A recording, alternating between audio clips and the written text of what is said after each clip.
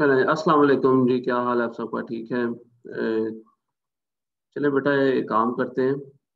दो the participants are almost none, तो मैंने वैसे भी ये लेक्चर क्योंकि अपलोड करना था, तो हम स्टार्ट करते हैं विदाउट वेस्टिंग एनी टाइम। और आप लोग अपनी अटेंडेंस लगा लें। आप लोगों ने अपनी अटेंडेंस नहीं लगाई तो काइंडली अपनी अटेंडेंस लगा लें। And I am starting. अच्छा, आप लोगों को ये आज हम ये ना फाइनेंशियल स्टेटमेंट्स वाला चैप्टर सारा रैप अप करते हैं।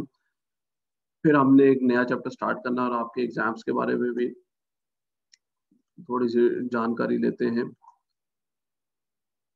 आप पहले तो मुझे ये बताएं कि बात आपने बहुत गौर से सुननी है, ठीक है।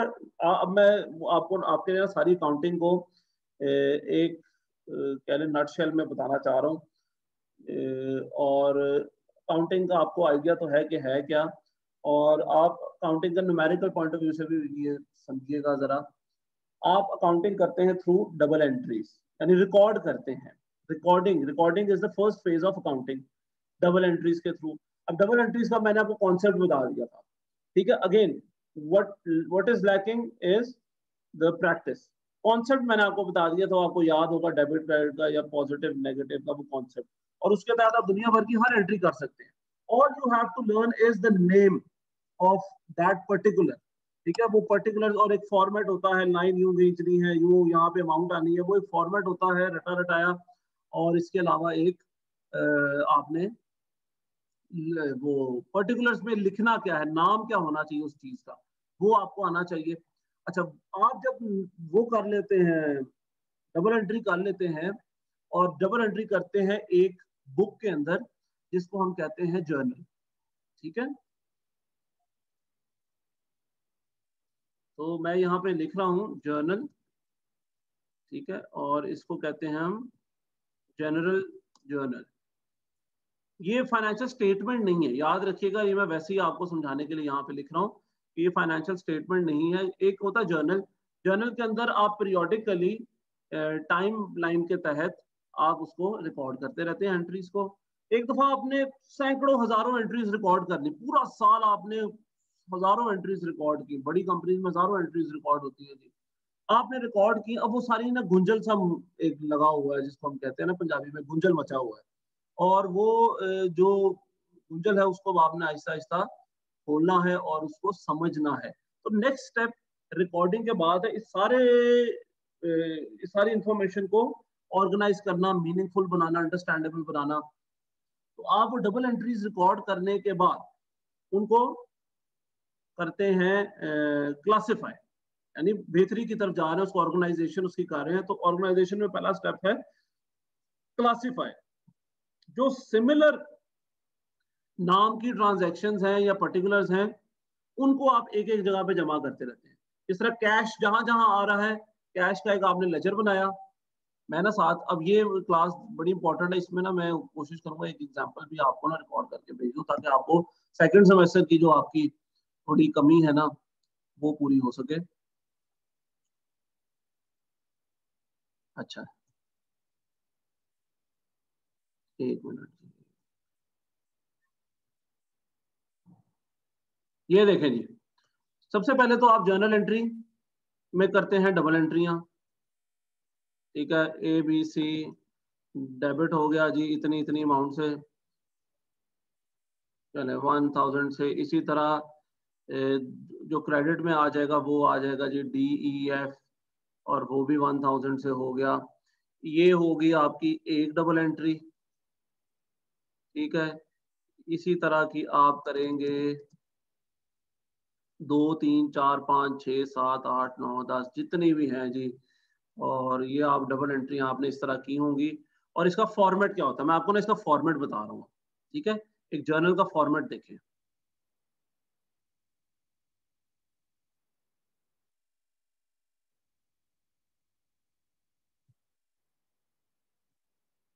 अच्छा, एक जर्नल का ना फॉर्मेट देखें। सबसे पहले आप लिखते हैं जी डेट, ठीक है।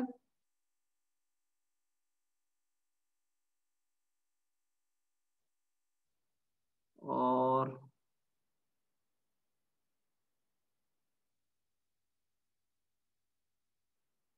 हम्म,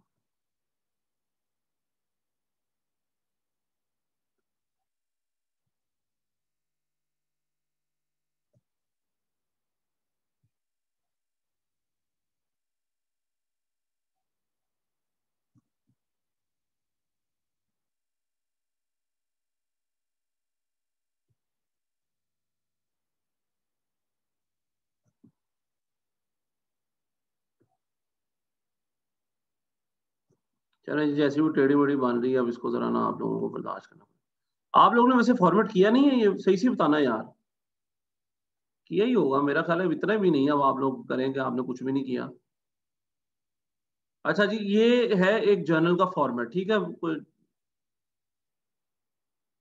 हाँ चलें, इसको मैं जल्दी से ना रैप अप फिर कर देता हूँ अगर आपने किया है। अच्छा, यहाँ पे आप लिखते हैं, या तो इसको कह लें डिटेल्स, या इसको कह लें पर्टिकुलर्स। ठीक है, पर्टिकुलर्स कह लें, क्योंकि ज्यादातर पर्टिकुलर्स के नाम से ही किया। अच्छा, फिर यहाँ पे आ जाती है जी ऊपर अमाउंट, और अमाउंट में एक आपने किया डेबिट,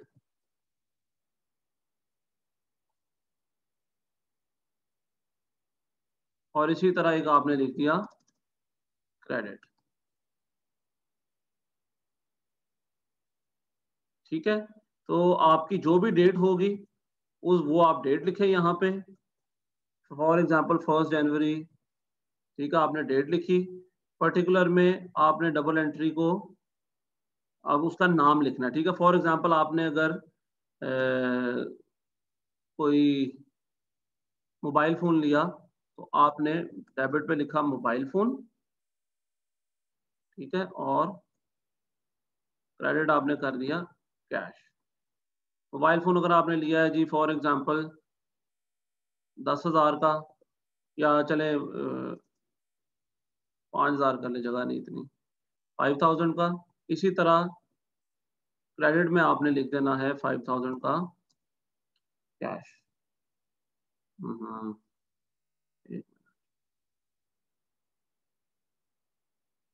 बस ये ऐसे ही है, इसको जरा ना टेढ़ा मेढ़ा कर लें। अब इसी तरह बेटा क्या होगा, जो मैं आपको समझाना चाह रहा हूँ, जिसके लिए मैंने ड्रॉ किया एक्चुअली, यहाँ पे हो सकता है 1 जनवरी को 10-12 और ट्रांजेक्शन हुई हो।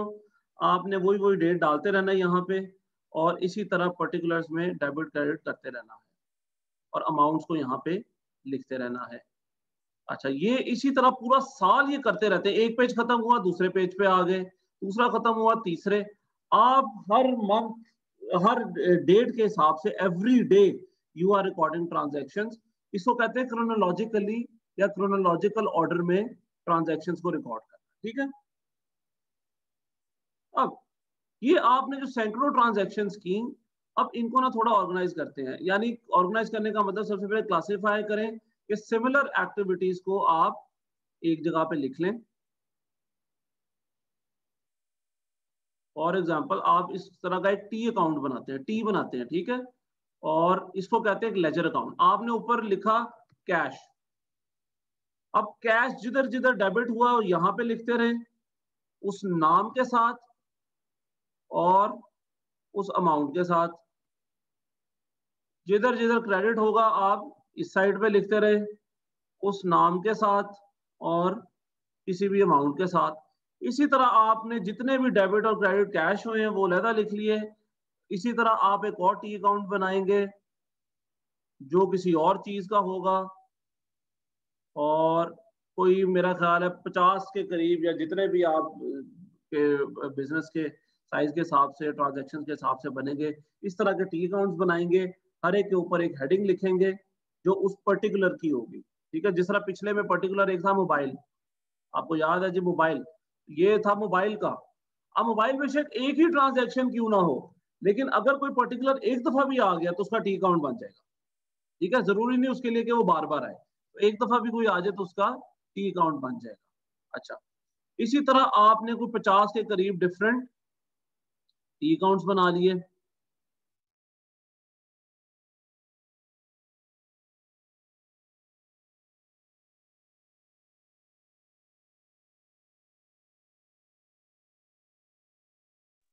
अच्छा, now what you will do is, ये था लेजर, इसमें आप करते हैं क्लासिफाई।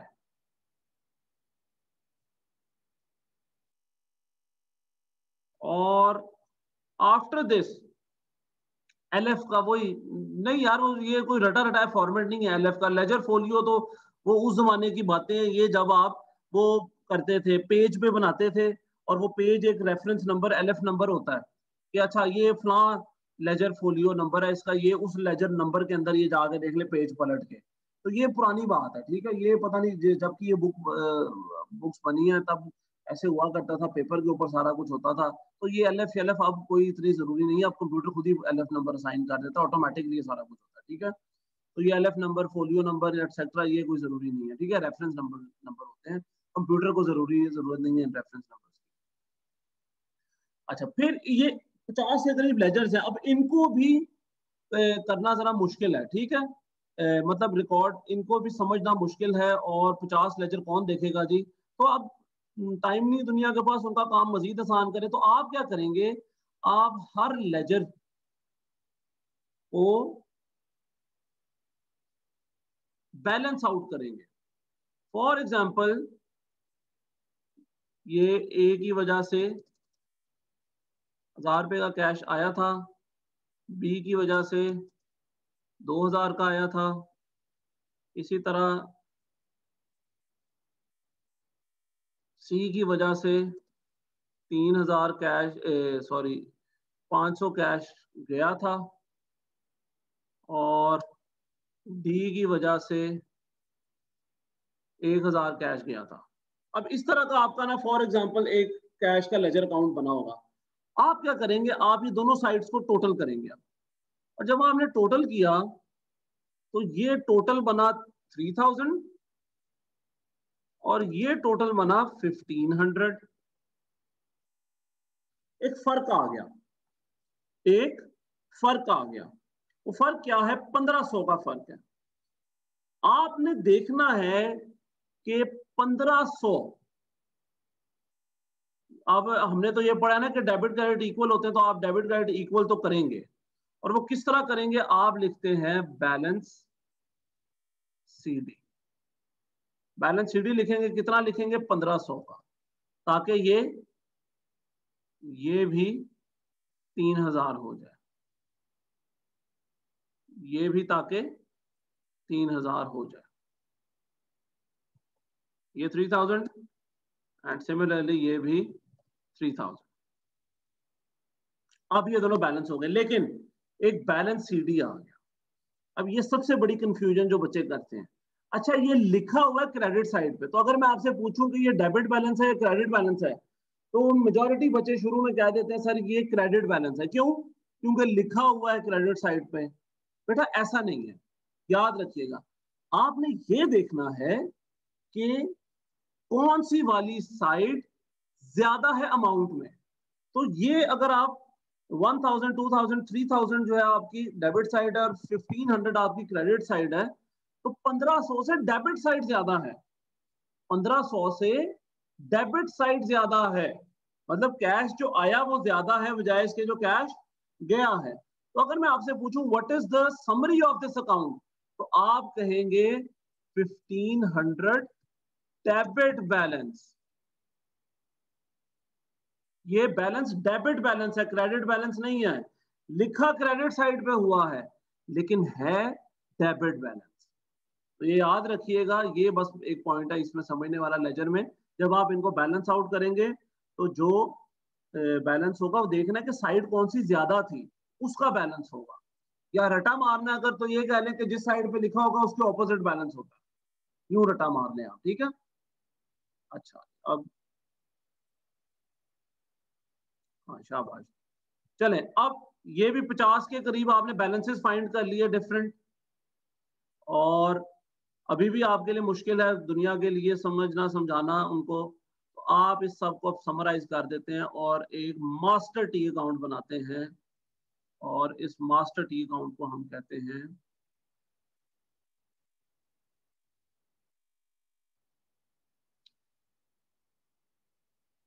Trial balance.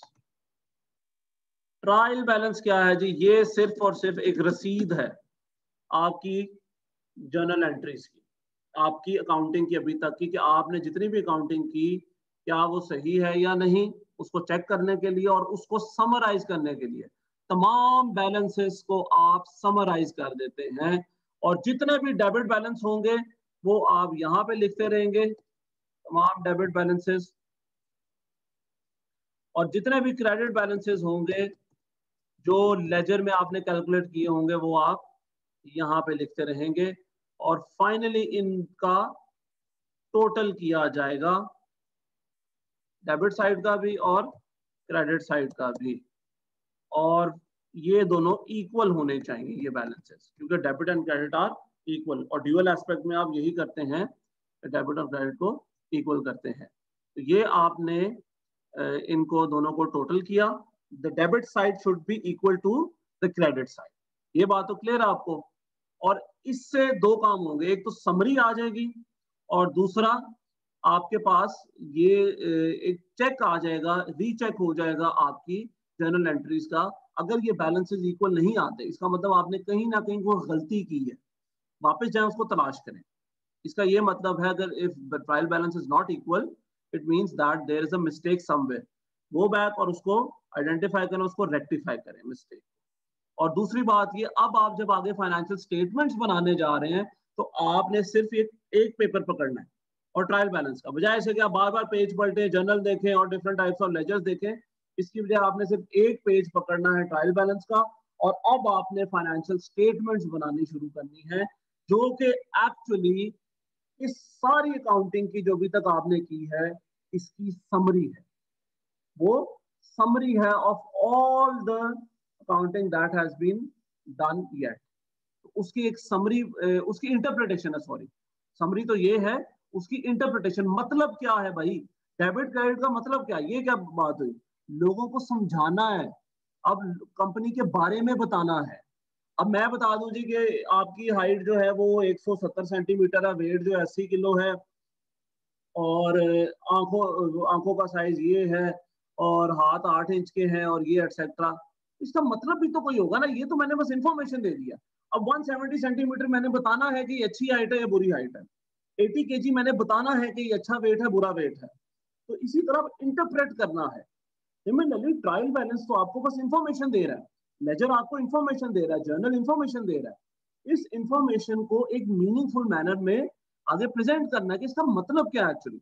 उसके लिए हम बनाते हैं फाइनेंशियल स्टेटमेंट्स, ठीक है, उसके लिए हम बनाते हैं फाइनेंशियल स्टेटमेंट्स। और आपके सामने कुछ नाम लिखे आ रहे हैं फाइनेंशियल स्टेटमेंट्स के, वो मैं पढ़ देता हूं। Statement of financial position, statement of income, statement of cash flow, statement of changes in equity and notes and disclosure. तो बेसिकली ये चार आपकी जनरल पर्पस फाइनेंशियल स्टेटमेंट्स हैं। जनरल पर्पस तो नहीं, ये दो जनरल पर्पस है और ये स्पेसिफिक है। ये चार सबसे ज्यादा बनाई जाने वाली फाइनेंशियल स्टेटमेंट्स है, जिसमें से स्टेटमेंट ऑफ फाइनेंशियल पोजीशन और statement of income, income statement जिसको आप कहते हैं, और statement of financial position balance sheet का नाम है।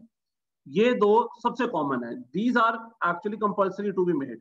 और recently cash flow statement is also compulsory made, यानी लोग ये जरूर बनाते हैं, कंपनी ये जरूर बनाते हैं। ये जरा ऑप्शनल सी चीज है, चेंजेस इन इक्विटी, ये कोई बनाता है कोई नहीं बनाता, ये मर्जी है उनकी, खासतौर पे पार्टनरशिप वगैरह में बनती है, ये उधर इधर पब्लिक कंपनीज में इतनी नहीं बनती। चलिए जी मैं क्वेश्चन देखूं फिर आगे बढ़ते हैं।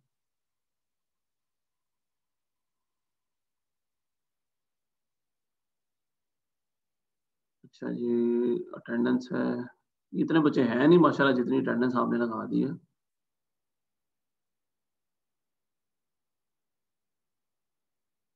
हैंड राइटिंग से जल्दी समझ आएगा, हाँ जी आएगा तो सही बेटा, बात तो आपकी ठीक है। इसमें ना टाइम भी बड़ा लगता है वो लिखने में, और वो फिर कोई बात ना, काश हमारे पास वो वाली टेक्नोलॉजी हो जिसमें आप हाथ से, मेरा ख्याल एक पेन भी शायद आता है जिससे लिखते हैं, तो वो सामने स्क्रीन पे जो आ रहा होता है वो पता चल जाता है, सब सब तक पहुंच जाता है।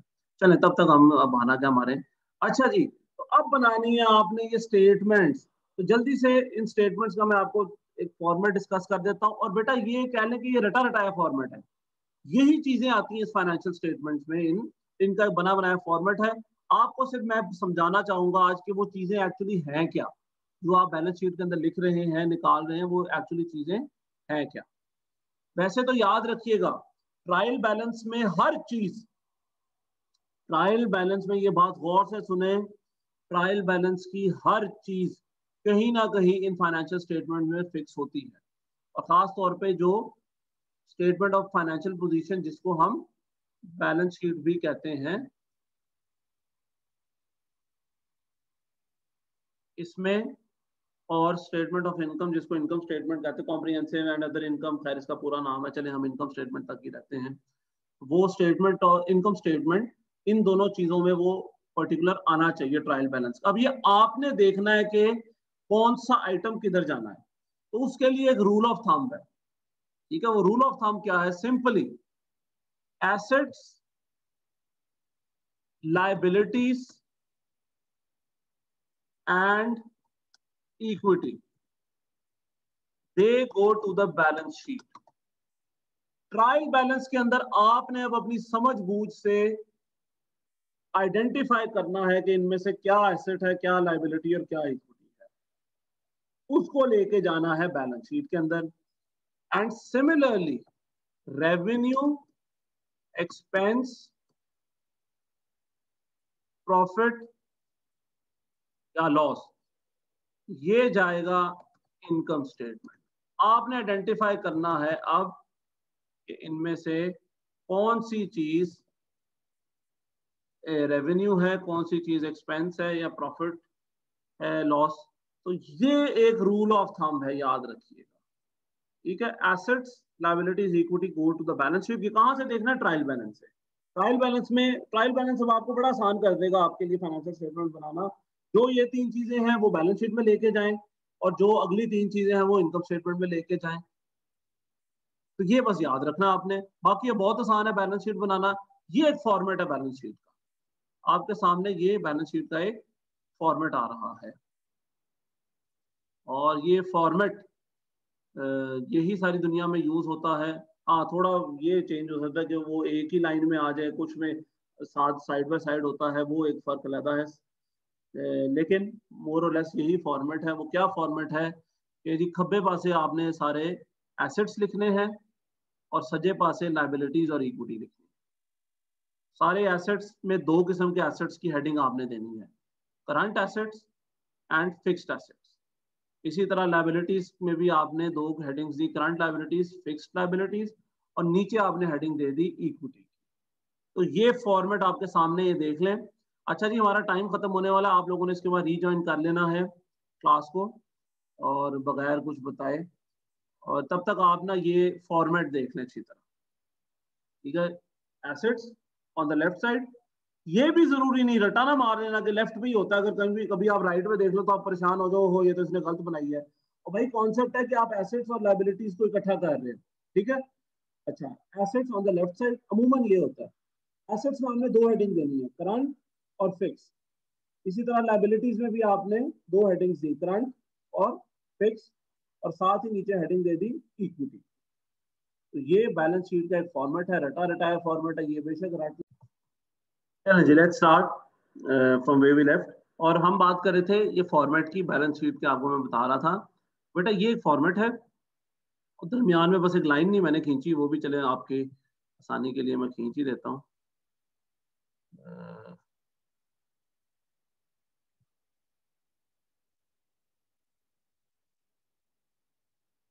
चलें जी, ठीक है, इधर टेढ़ी हो गई है, हाँ अब ठीक है।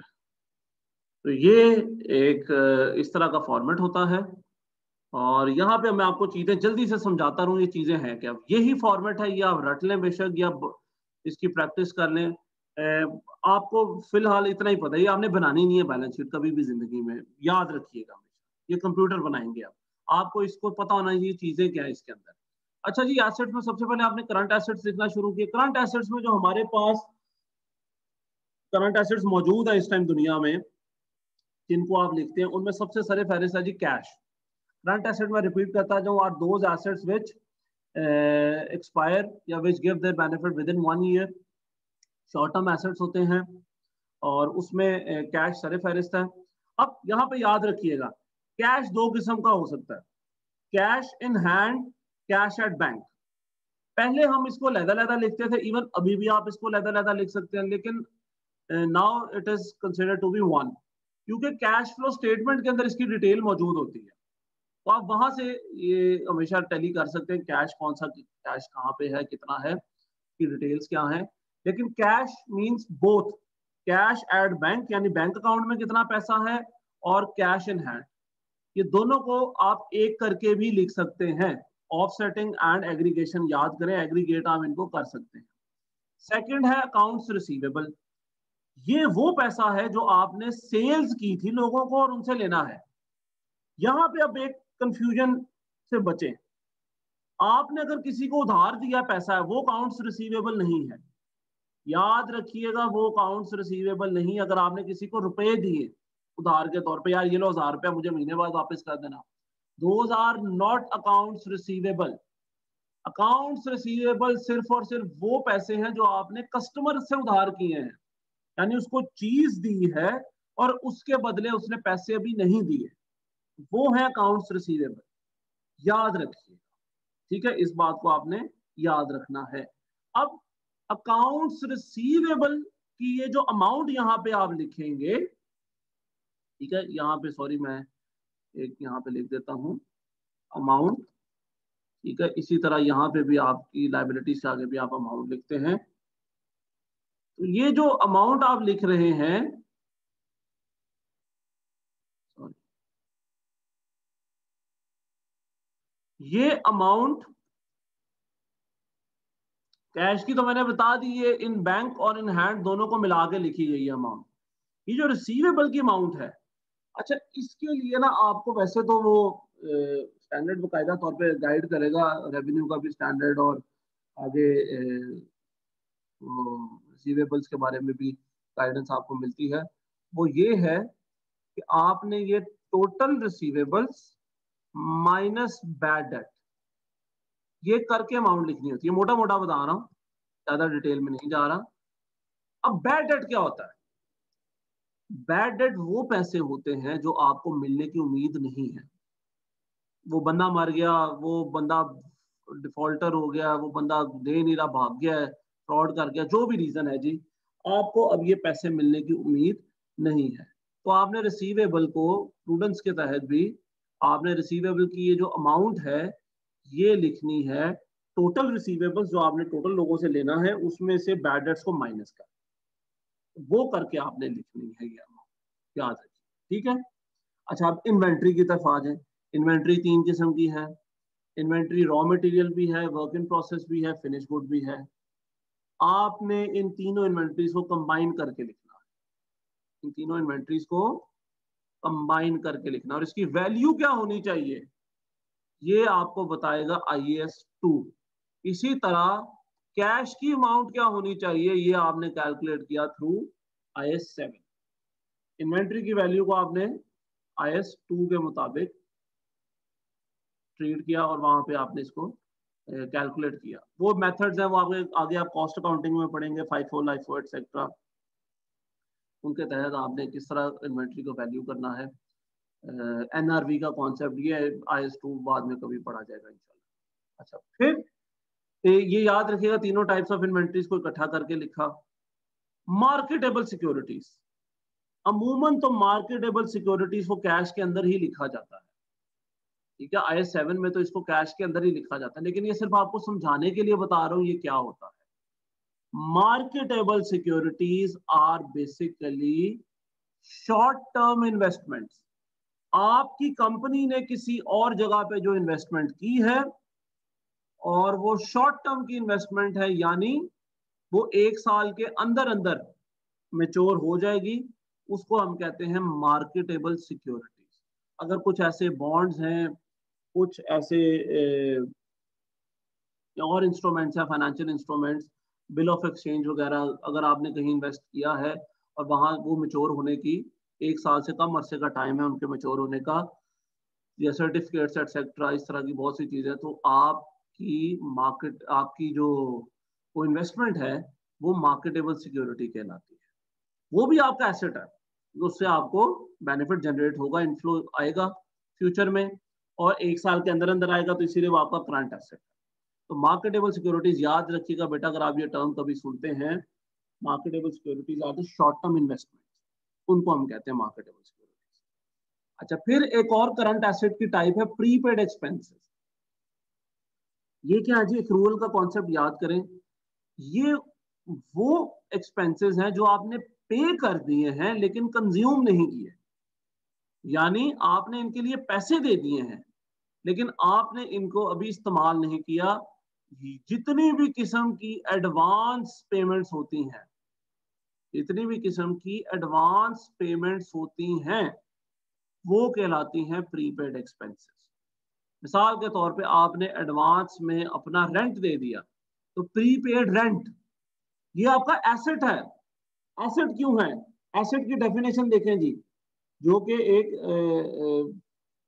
रिसोर्स है आपकी, which would generate future economic benefit. तो ये आपकी एक रिसोर्स है जो जिससे आपने अभी काम लेना है, इस रेंट को भी आपने इस्तेमाल करना है, इसके प्रेमिसेस को, जिससे आपको मॉनेटरी बेनिफिट हासिल होगा।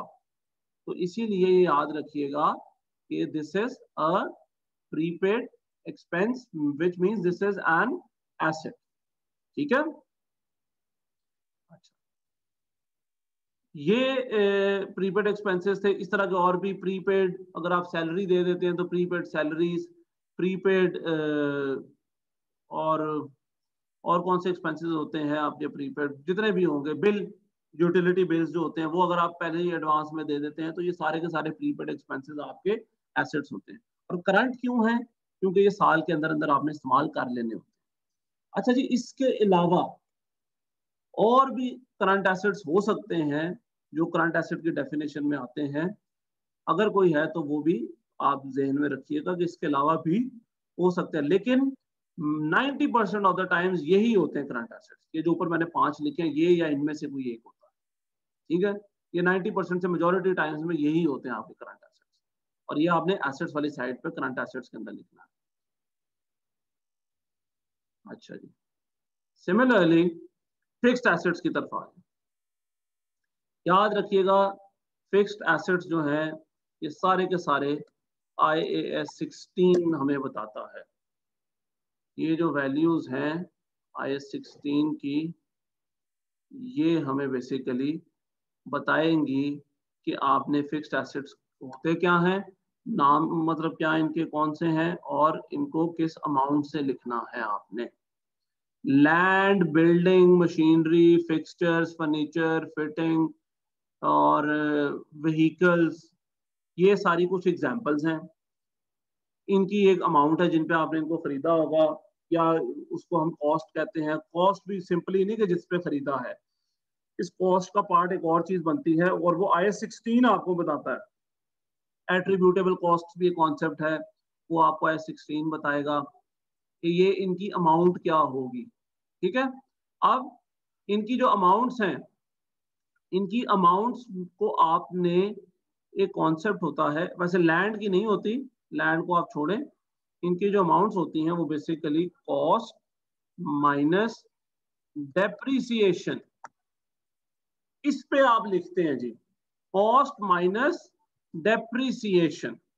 याद रखिएगा, this is the total value which is going to be presented in the balance sheet. अब डेप्रिसिएशन क्या है? ये भी एक कॉन्सेप्ट है जो कि अभी तो नहीं हम करेंगे, इंशाल्लाह नेक्स्ट किसी क्लास में मैं आपको जरूर कराऊंगा। बेशक कॉस्ट अकाउंटिंग क्लास ही क्यों ना, जब मैं आपको पढ़ाऊंगा नेक्स्ट टाइम इंशाल्लाह, उसमें मैं आपको जरूर बताऊंगा। ये बड़ा इंपॉर्टेंट टॉपिक है समझने वाला। इस बार तो हमारे पास टाइम नहीं निकल सका। अच्छा, इसी तरह मशीनरी को भी इसी तरह ही वैल्यू करेंगे, cost minus depreciation. Pictures, furniture, vehicle, सब चीजों को कॉस्ट माइनस डेप्रिसिएशन के तौर पर ही आप लिखेंगे। अच्छा, सिर्फ लैंड को नहीं लिखेंगे, क्योंकि लैंड की कोई डेप्रिसिएशन नहीं होती। लैंड की डेप्रिसिएशन नहीं होती, इसको सिर्फ और सिर्फ कॉस्ट पे ही लिखना होता है। ठीक है।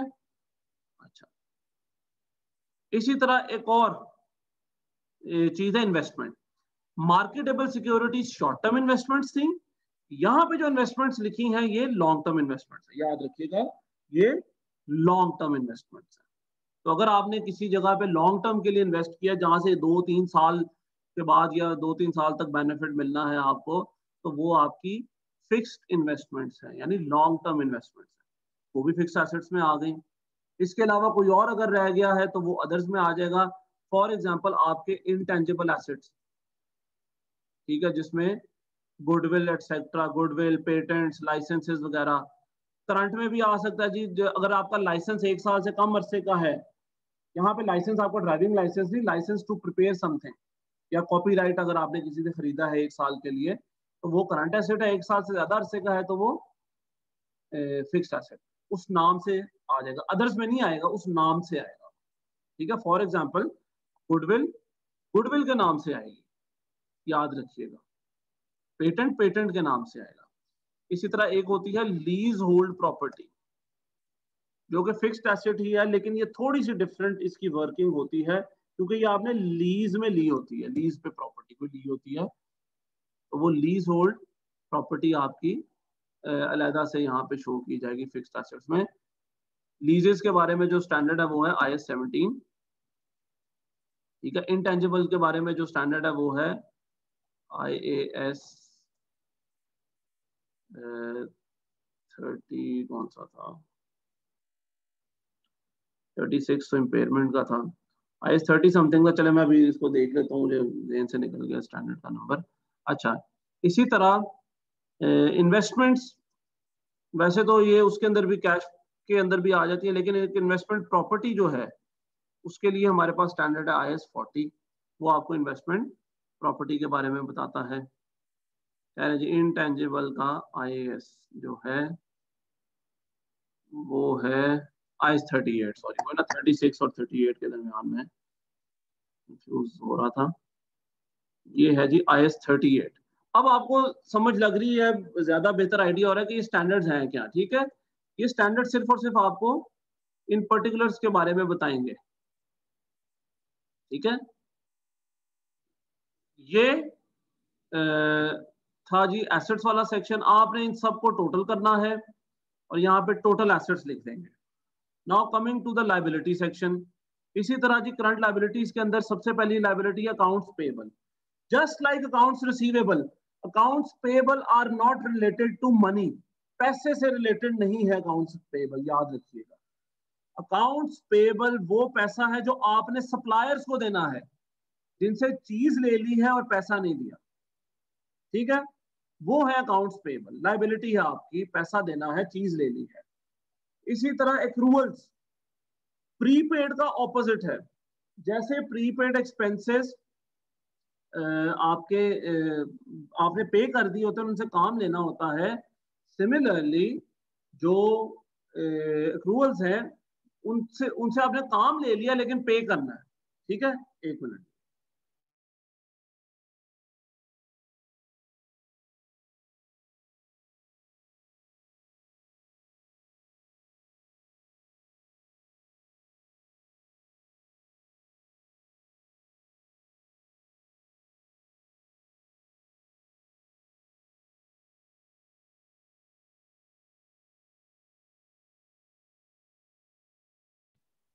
अच्छा, चलें जी। सो ये जो अकाउंट्स पेबल के बारे, एक्रूवल्स के बारे में आपको बता रहा था। फॉर एग्जांपल आपने लोगों की सैलरी देनी है, सैलरी पेबल, काम ले लिया उनसे, सैलरी नहीं दी अभी तक, सैलरी पेबल। रेंट पेबल, जगह आपने यूज कर ली है और अब अभी तक आपने रेंट नहीं दिया। बिजली का bill payable, utility payable, utility bills जो होते हैं, बिल्स पेबल, वो बिजली इस्तेमाल कर ली, अभी तक पैसे नहीं दिए। तो ये प्रीपेड एक्सपेंसेस के उल्टा है। वहां पे आपने पैसे दे दिए थे, इस्तेमाल अभी करना था। यहाँ पे आपने इस्तेमाल कर लिया, अभी पैसे देने हैं, तो ये एक्रूवल्स है, ठीक है। ये भी शॉर्ट टर्म लायबिलिटीज है, क्योंकि बिजली का बिल साल के बाद तो नहीं पे करना होता, अमूमन साल के अंदर अंदर ही इन सबको पे कर देना होता है। इसके अलावा शॉर्ट टर्म लोन्स होते हैं जी। शॉर्ट टर्म लोन्स, अगर ऐसे कोई पैसे आपने लिए हैं किसी से, जो आपने 1 साल के अंदर अंदर वापस करने हैं, तो वो शॉर्ट टर्म लोन्स कहलाएंगे। ओवरड्राफ्ट का आप सबको पता है, ये एक ऐसी फैसिलिटी होती है बैंक की तरफ से जो आपको आपकी लिमिट से ज्यादा पैसे ड्रॉ करने देती है। और बदले में आपको ओवरड्राफ्ट पे इंटरेस्ट पड़ जाता है, वो आपको पे करना होता है बैंक को। तो ये ओवरड्राफ्ट फैसिलिटी याद रखिएगा, ये बैंक की वो फैसिलिटी होती है जो अपने अकाउंट से ज्यादा वो आपको इस्तेमाल करने देता है। आपके अकाउंट में अगर लाख रुपए है तो बैंक आपको हो सकता है, ये अब अगेन डिपेंड करता है आपकी और बैंक की अंडरस्टैंडिंग के ऊपर और आपके पास रिकॉर्ड के ऊपर, या आप कितने अच्छे कस्टमर हैं।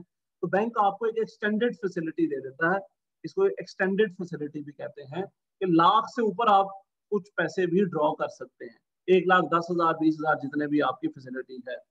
और वो जो ऊपर वाली अमाउंट है वो अमाउंट भी पेएबल है, और उस पर इंटरेस्ट भी आपको देना पड़ेगा, वो भी पेएबल है।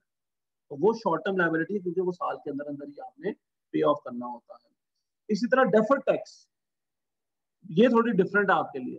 आप जब टैक्स इनकर होता है तो वो पेएबल बन जाता है, यानी आपने अभी पे नहीं किया, आपको तो अभी पता चला टैक्स ईयर खत्म हुआ, आपने कैलकुलेशंस की, पता चला जी आपने गवर्नमेंट को इतना पैसा देना है, तो जब तक देंगे नहीं वो आपका डेफर्ड टैक्स रहेगा। ठीक है, और भी कुछ इंस्टेंसेस है जहां पे आप टैक्स को डिले करते रहते हैं। खैर ये जो डेफर्ड टैक्स है इसके बारे में जो स्टैंडर्ड है वो है IAS 12, एक नया स्टैंडर्ड भी आ गया, लेकिन फिलहाल यही ध्यान में रखें। और ये आपको बताएगा कहाँ कहाँ आप टैक्स को डेफर कर सकते हैं और किस किस अमाउंट से कर सकते हैं। अच्छा, फिर फिक्स लायबिलिटीज में आ जाए, लोन्स, डिबेंचर्स एटसेट्रा। अच्छा, IAS 23 बोरिंग कॉस्ट है, वो इससे थोड़ा सा रिलेटेड है। अगर आपने बैंक से या किसी से लोन लिया है 1 साल से ज्यादा अरसे का, तो वो फिक्स लायबिलिटी है, उसको लोन के साथ जो भी लोन का नाम होगा उसके साथ आप लिख देंगे। डिबेंचर्स, ये जी अब आप सबने नाम सुना, पता किसी को नहीं है क्या होता है। लोन वो है जो आपने किसी एक इंस्टीट्यूशन से लिया, या कुछ एक आधे इंसान से लिया, बेसिकली इंस्टीट्यूशन से कंपनियां लेती हैं, लोगों से नहीं लेती। अच्छा, वो लोन है। डिबेंचर भी लोन है, लेकिन ये वो लोन है जो आपने पब्लिक से लिया है बॉन्ड्स की सूरत में। तो बॉन्ड्स कह लो या डिबेंचर कह लो, बात एक ही है, एक ही चीज के दो नाम है, डिबेंचर या बॉन्ड। तो ये पब्लिक से लिया हुआ पैसा है। ठीक है, ये भी आपकी फिक्स लायबिलिटी, क्योंकि 1 साल से ज्यादा अरसे का ही बॉन्ड होता है अमूमन। तो याद रखिएगा, debenture is the loan that is taken from the public. अच्छा, फिर एक चीज है प्रेफर्ड स्टॉक। इसको ना हम बाद में डिटेल में करेंगे, इसमें टाइम ज्यादा चाहिए, इसकी वैल्यू हमारे लिए भी फिलहाल इतनी ज्यादा नहीं है। बस याद रखिएगा कि एक शेयर और लोन के दरमियान की एक चीज होती है प्रेफर्ड स्टॉक। ठीक है, कुछ उसको लायबिलिटी कहते हैं, कुछ उसको इक्विटी कहते हैं। हम इसको लायबिलिटी कह रहे हैं, हमारी मर्जी। आपने अगर इक्विटी कहना, आपकी मर्जी। तो यहाँ पे आगे स्टैंडर्ड हमें क्लियर नहीं करता कोई भी कि हमें इसको क्या कहना है, बट चलें, आपकी मर्जी है। Next, equity.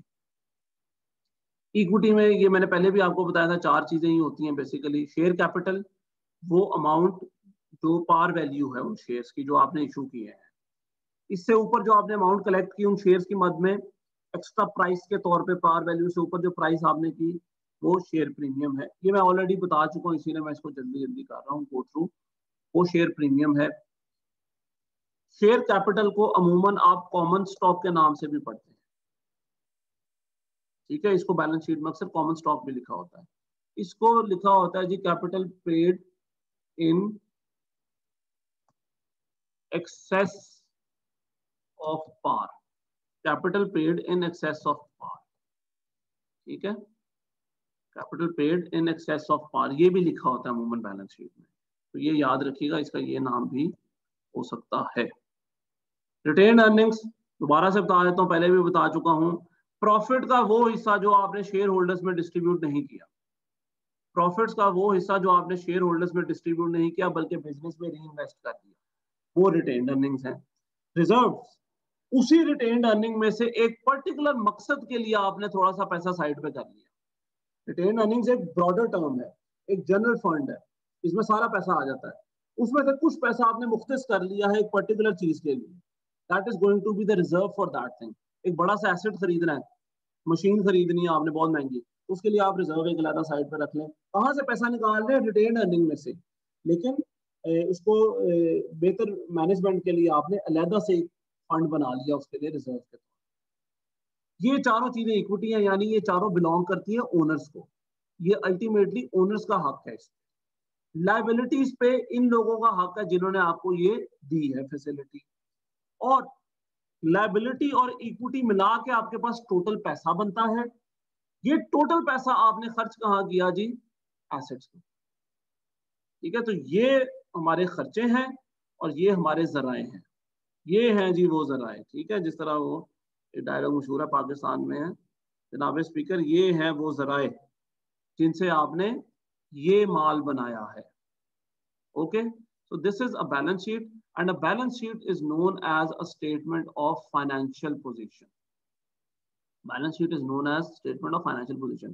बेटा आईएएस आपको इतना डिटेल में बताया हुआ इंटरनेशनल अकाउंटिंग स्टैंडर्ड, ठीक है, ये स्टैंडर्ड का नाम है, बहुत डिटेल में हम ये कर चुके हैं। अच्छा, next, statement of financial position का मतलब क्या है? भाई ये वो स्टेटमेंट है जो आपको आपकी कंपनी की फाइनेंशियल पोजीशन बता रही है, और फाइनेंशियल पोजीशन से मतलब है the situation of your assets and liabilities. इनकी जो सिचुएशन है वो आपकी फाइनेंशियल पोजीशन होती है।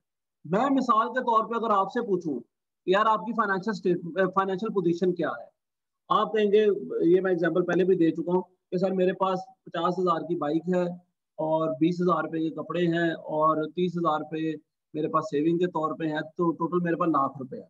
मैं कहूँगा अच्छा यार लाख रुपए है, लेकिन आप कहोगे नहीं सर एक मिनट, इसमें से मैंने 10,000 एक दोस्त का देना है और जो 5,000 के कपड़े हैं वो उधार के कपड़े हैं, मैंने वो किसी को मैंने वापस करने हैं, और जो बाइक है वो उसकी मेरी कितनी किस्तें होगी, अभी इतनी किस्तें रहती हैं। तो ये सारा कुछ आप जो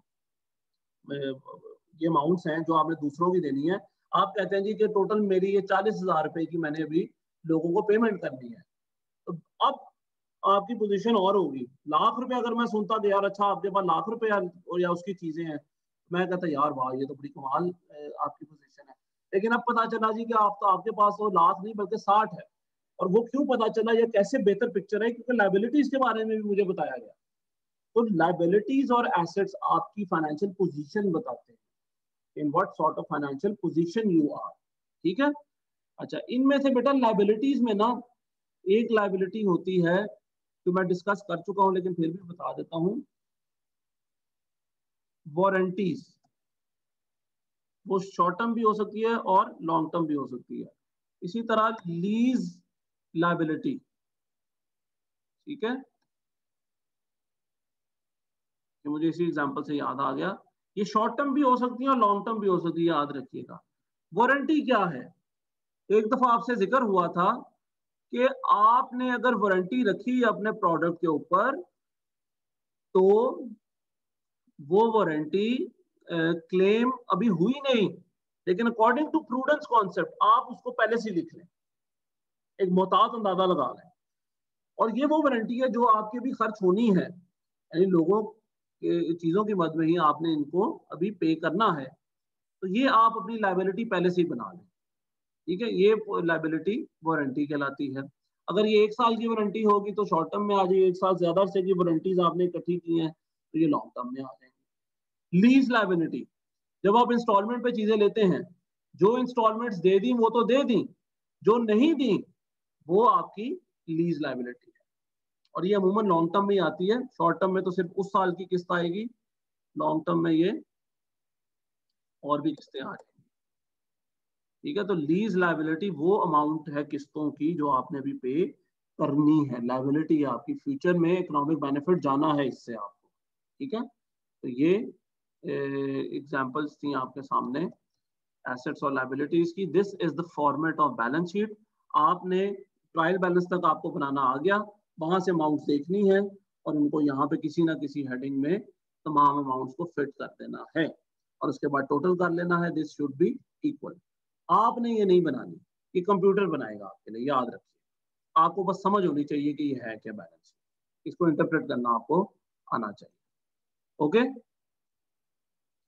चले जी, इनकम स्टेटमेंट का फॉर्मेट फिर अगली क्लास में कर लेंगे, और वो भी मैं ना बल्कि रिकॉर्ड कर दूंगा, क्योंकि फ्राइडे को है मेरा लेक्चर मिस हो जाता है, उसकी वजह से, या कल मेरा शायद लेक्चर हो, कल मॉर्निंग के साथ तो नहीं है, फ्राइडे को ही होगा, और मैं ये रिकॉर्ड ही कर दूंगा, पहले से रिकॉर्ड कर दूंगा इनकम स्टेटमेंट के ऊपर। और उसके बाद ये चैप्टर खत्म हो जाएगा, फिर हमारा अगला चैप्टर स्टार्ट होगा जो कि न्यूमेरिकल वाला भी है, और वो इंशाल्लाह ताला हम नेक्स्ट वीक करेंगे। तो यार फ्राइडे को ना नेट नहीं आता टू बी ऑनेस्ट, मैं वो कनेक्ट करता हूँ लेकिन वो नेट नहीं होता। पीयूजीसी के अंदर मैं बैठा होता हूँ, तो वो पीयूजीसी का आपको नेट पता है माशाल्लाह कोई इतना अच्छा है नहीं।